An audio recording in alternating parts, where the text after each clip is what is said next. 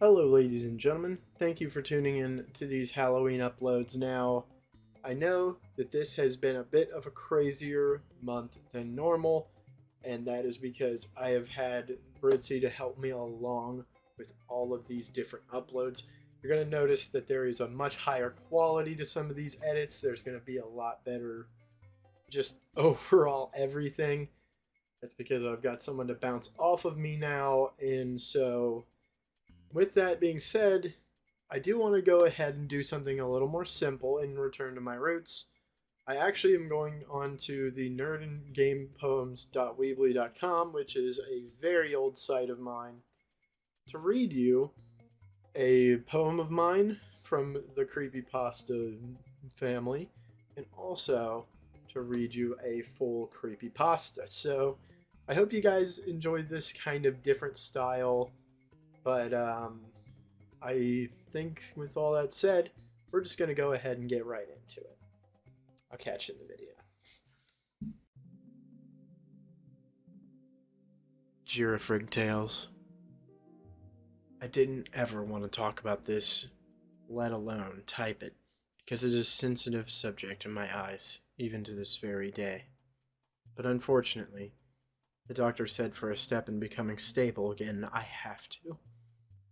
First time I told them the story, I cried for so long, my mouth was dry to the point where I couldn't even breathe properly on my own. All because of that unholy game cartridge. It was a crisp autumn evening in 2011, and I had no particular interests at the time. For a quick flash of nostalgia, I quietly went to my room and grabbed my DS off the top of my closet. Finding there was no game inserted, I looked around for a while. I couldn't find a single game for my life. Then I remembered I had sold them to help pay for my college dorm. I went around town for a while looking for the old manufacturing plant that Nintendo used to own in this town. But the business wasn't so great, so they did what any company would do. They simply packed and moved away. But I knew a secret entrance. Alright, so I might have made it myself. With a rock. Anyways, I packed a flashlight, a small combat knife to kill rats, and some candy bars for energy. I had no idea what I was getting myself into, but I went in anyways. While inside, I found just what I was looking for, in a small wooden shipping crate. The crate held many well-known DS titles, and a crazy amount of unlabeled ones in boxes. I picked it up and took it with me. There was a Super Mario 64 DS cartridge box. There was Pokemon Diamond, Pearl, Platinum, Animal Crossing Wild World, and many more. All these were just kind of together. Then I looked around a bit more and nearly dropped the crate. There was another crate, labeled confiscated. Now that got me really curious. So naturally, I took it as well. It was a pretty good time playing those games, and I got to play beta cartridges of canceled DS games. There were so many of them. Most of them had no pictures on the cartridge, just the Nintendo logo with the word property underneath it. I bought some cases from GameStop and gave them each a name in a box. I had almost forgotten about the confiscated crate until 3 weeks later. By then, almost all of the unlabeled games had a case and a name to go with it. Then I remembered the crate. I looked all over my dorm and asked my roommate and secret crush, Samantha, if she had saw it. She said she hadn't, which was strange. I knew she wasn't lying. We always respected each other's stuff. I finally decided to go look at the Nintendo building just to see if I had left it and went home. Sure enough, it was lying near the front of the building where I was looking at the games I had just got. I picked it up and went home, getting ready to find out what it was. When I pulled it open, I saw another cartridge for the DS. It was strangely a dark blue color as opposed to the usual gray. I didn't think anything about it, and shoved it in my pocket. Once I got home, I immediately fetched the DS. I had to know what the game cartridge was. When I was about to, I couldn't help but notice that this one had a bunch of text on the sticker. It read PKM Dist NE09. I searched for it on Google, but the results showed no such game. As a matter of fact, no search results were actually displayed at all. I recognized only PKM, so I guessed it was something to do with Pokemon. I switched on my DS and booted up the game. Both screens went black for about 20 to 30 seconds. Then a disturbing animation started to play. It was a photorealistic girafrig in a trippy illusion background. However, this didn't scare me till I saw the supposed tail. It was dripping blood from its mouth, and that's when I saw the main head had been ate off by the tail.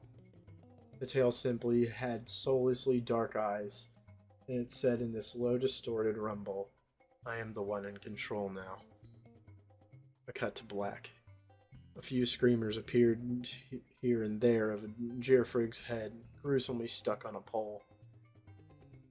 Then a clip played of a shaded trainer crying as he was dropped off in an asylum.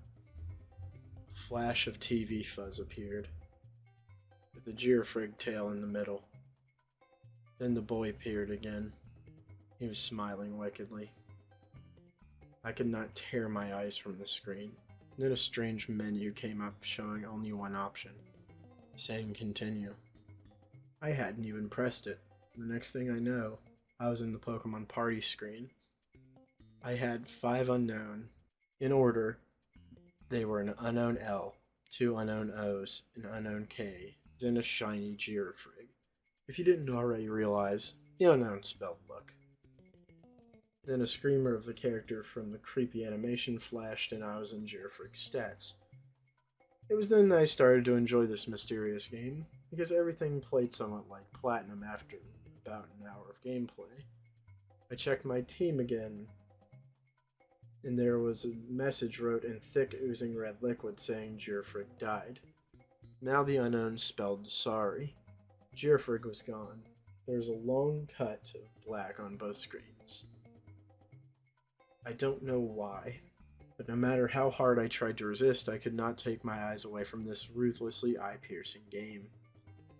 Luckily, Samantha came home from getting our groceries. "Come help me with the groceries," she said.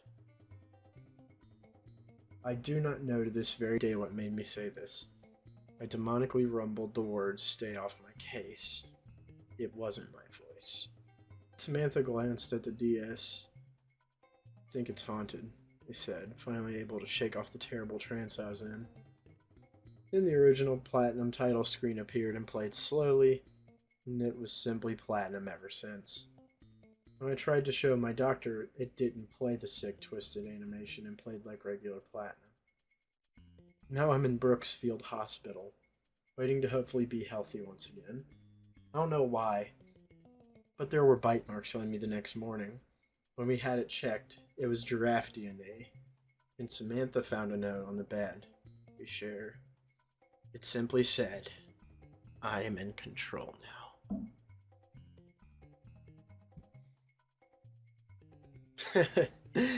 Oh man. Classic tropes of creepypasta. You could definitely tell this was wrote in that era. Oh well. But either way, let's move on to The Children's Creed, a creepypasta poem about Five Nights at Freddy's. They say we are dead. We are monsters. But we are children, wishing to be young. We are children, simple and innocent as day. But the day is not our friend. We became beings of the night. In life we were simpler. In death we are wired and metallic. No sense of what is right or wrong. Laying deep inside the remains of our shred of sanity. Twisting our minds into eternal slumber. But it is a light sleep. We never sleep full nights. The power goes low. There's a night guard so low. With a lighted office, we want to be there. Where the night lights are. We're scared. We need someone to help us. to make us right, to love us, and lead us home in the night. Wind up our music box and sing us a lullaby. They say we are dead, we are monsters, we are children, wishing to be young. We are there.